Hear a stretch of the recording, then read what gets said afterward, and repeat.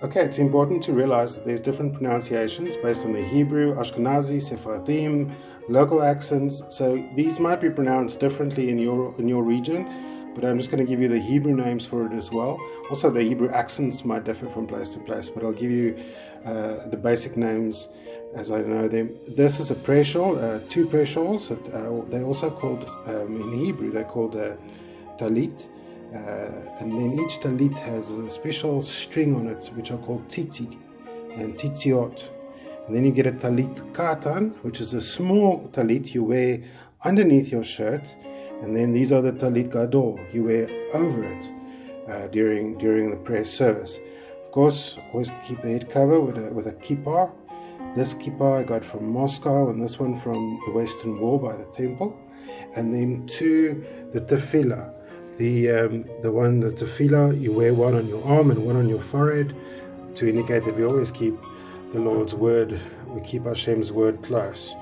Here we've got a Torah scroll. It says here Keter HaTorah, the crown of the scriptures. So in siddurim, when we pray, we need a prayer book, our siddurim or our siddur, which has the prayer for the specific day in question. Then for Shabbat, of course, here we have a beautiful cup from Israel. It's for the peri hagafen, the fruit of the vine, at least the wine that we put in when we start Shabbat.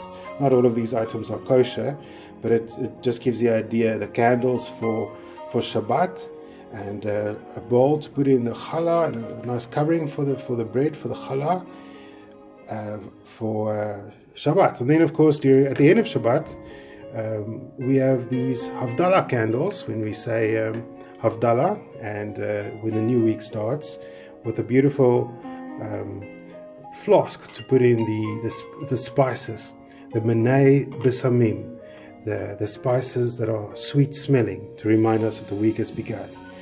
Then some Yazid candles lit once a year on the anniversary of somebody we love and pray for.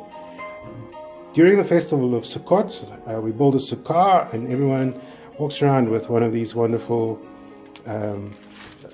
these wonderful branches. It's called the 4 species, and we also shake them in different directions.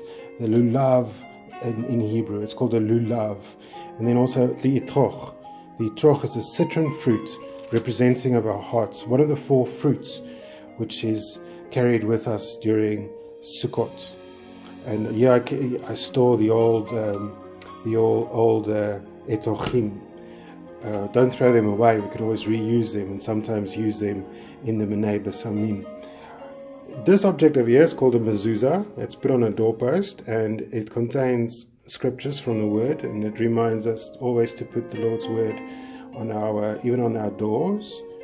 Here we have some decorations for our sukkah during Sukkot.